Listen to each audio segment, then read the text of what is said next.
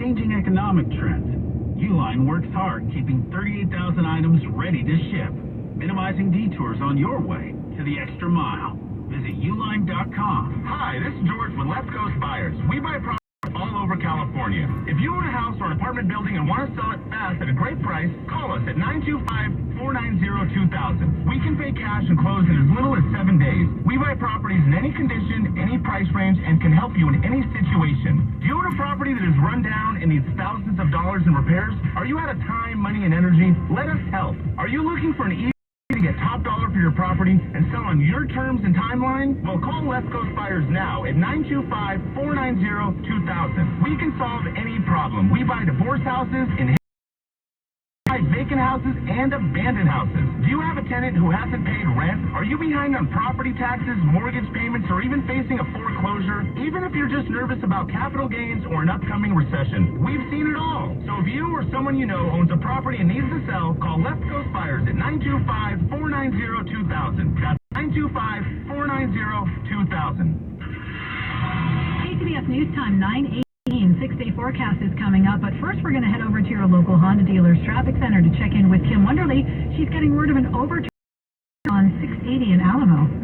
That I am. This is on northbound 680, Melissa, as you make your way before you get to Stone Valley Road. Now, the vehicle that overturned is apparently up against the center divide that obviously is visible from both sides of the roadway. No lanes blocked yet, but I'm sure with emergency units coming up, that left lane will go away soon enough. Northbound 680 before Stone Valley Road. Traffic is just starting to back up around El Cerro. Tilton Auto Body Collision Cam tracking traffic on the southbound side. So as you come south of South Main Street, we start to see brake lights on again, again, passing Stone Valley. It is slowing past the crash site, which again is on the northbound side of the freeway. Also, we had a crash earlier in Orinda. This is off to the side of West 24 near St. Stephen's, but we still see a slow band of traffic here.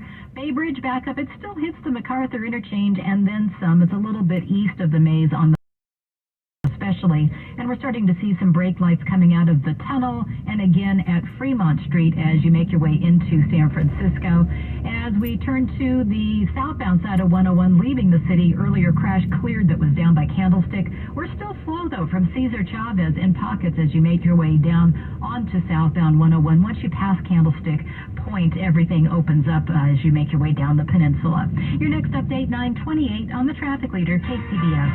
Mancini Sleep World 6-day forecast now. Receive 3 free gifts with a qualifying mattress purchase now at Mancini Sleep World.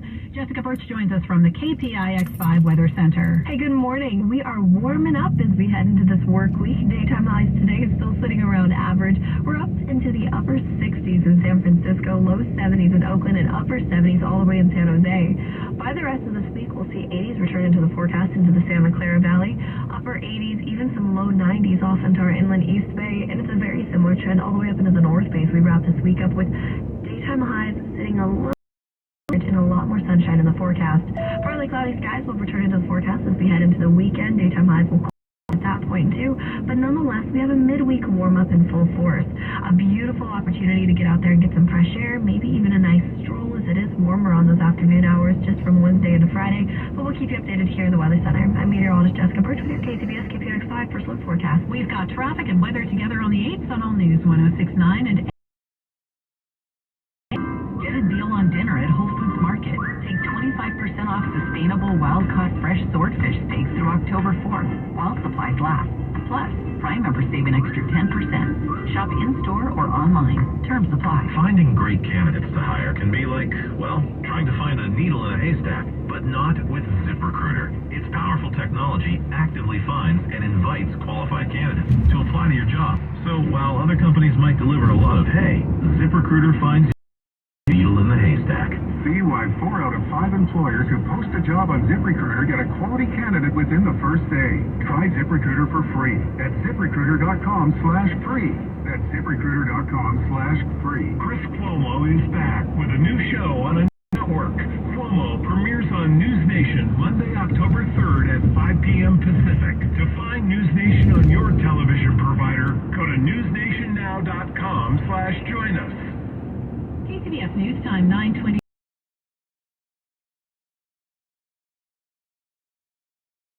Experts in various fields related related to the pandemic.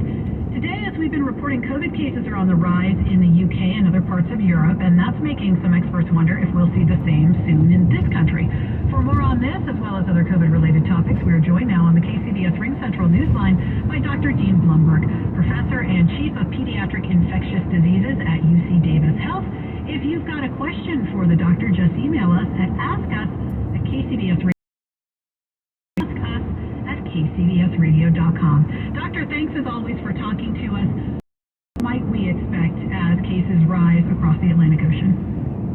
You know, what we've seen before is when we do see an increase in cases in the United Kingdom, then generally we'll see an increase in cases in the East Coast and then the West Coast. A week and a half ago in the UK, and they are on the rise. The models do suggest that the same thing's going to occur here probably a few weeks from now. How quickly have the cases been rising there? How steadily and how quickly? You know, they just look like they just started rising in the past week or two, and it appears that they're going to continue to rise at least.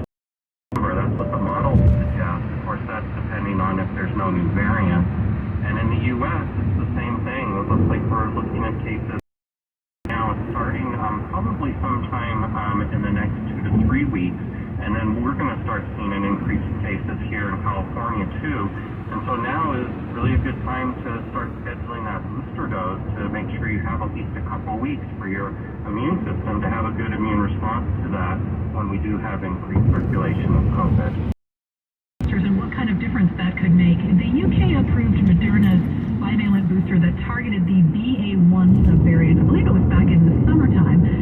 And then we have, of course, approved bivalent boosters that target BA4 and 5. Could these boosters make a difference in our surge here, or what kind of difference do you expect they might make? You know, I think the major advantage of the bivalent boosters is that putting 2 strains in the booster shot gives a broader immune response, and that broader immune response against the strains that are included in the vaccine, as well as possible future variants also.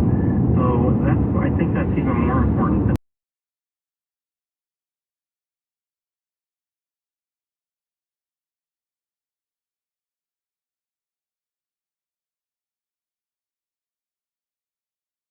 both of those are going to be improvements over the monovalent vaccine. Got it, okay. And what has the uptake? The vaccine has only been available here for a few weeks, but what have the numbers looked like in terms of how many people are getting them so far?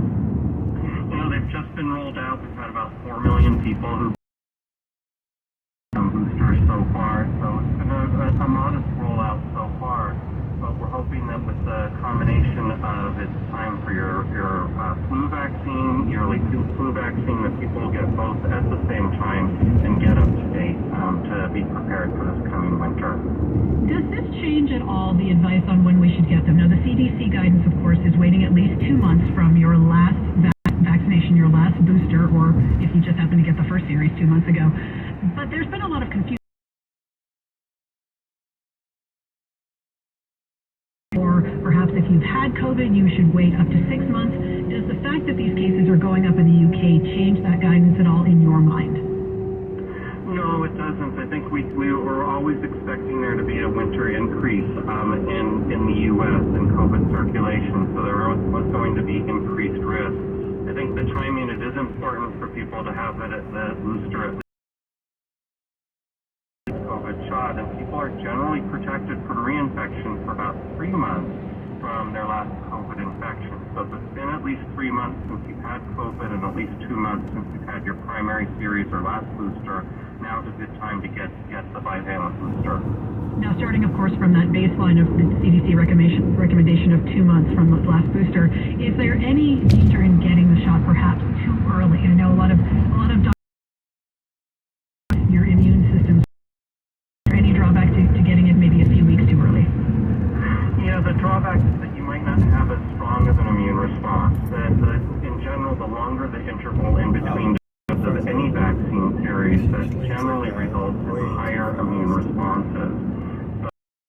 So the thing, you want to make sure that you do have a good enough immune response. All right, you are listening to Ask an Expert with Dr. Dean Blumberg, Professor and Chief of Pediatric Infectious Diseases at UC Davis Health. If you've got a question for the doctor, just email us at askus@ on for just one moment because we're going to take a look now at our KCBS traffic. It's a busy day on the roadway, so let's check in with Kim in your local Honda dealer's traffic center. Yep, we still have the crash, the overturned vehicle. This is on northbound 680 before Stone Valley Road as you make your way out of Danville toward Alamo. And it looks like we may have the two left lanes now blocked with emergency units on scene. Northbound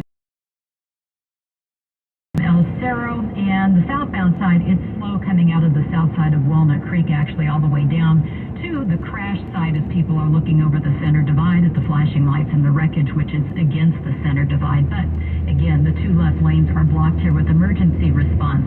Also, westbound 80, I was about to tell you about a crash at Carlson, but then CHP just said they cleared it to the off-ramp. However,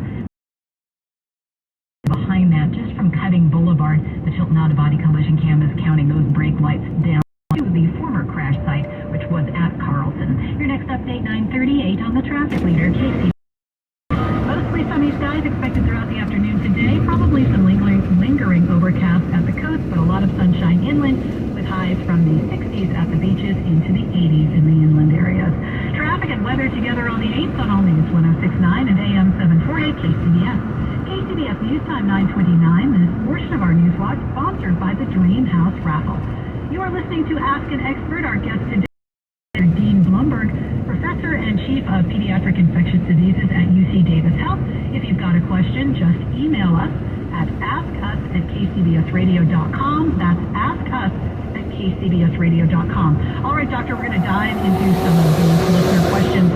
This one coming from a listener wondering if, with cases going up in Europe and the belief that that will start happening here, should we go back to stricter mandates and rules? I'm not sure that that's so feasible. I think what we have now is available for people to make their own decisions and protect themselves. We've got N95 masks and other masks, so if people do feel vulnerable, and I certainly do, wear a mask when you're out in public and you're in crowds with people. Make sure that you protect yourself and make sure your family does the same thing too. And you can always do distancing, but I don't think we're going to be able to have those mandates. Got it. Okay. Along those lines, though, are you concerned that if there's not a mandate, people might just assume things like masking and distancing aren't necessary, even if they themselves are vulnerable? Yeah, I think that's a possibility. So people need to be aware that there are still 400 to 500 people dying every day from COVID in the U.S., so they should still be taking it seriously. But the difference between now and the beginning of overwhelmed with COVID cases like we were earlier in the pandemic, and that's because that the vast majority of people have some immunity to COVID, either from a combination of infection or vaccination, so that most infections, every infection could be severe. Okay. This listener wants to know if we're aware of what variants are causing the increase in cases showing up in Europe. Yeah, so it's interesting. They're seeing very similar things to what we're seeing here, which is the vast majority of cases from BA5, but they are seeing a little bit of the BA4.6 creep up in the UK as well as here.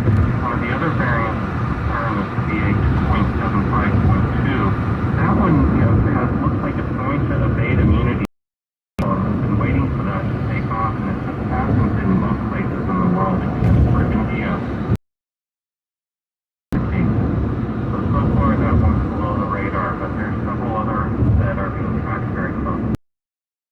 Earlier in our conversation that people can get the new booster, the bivalent booster, and the flu shot at the same time.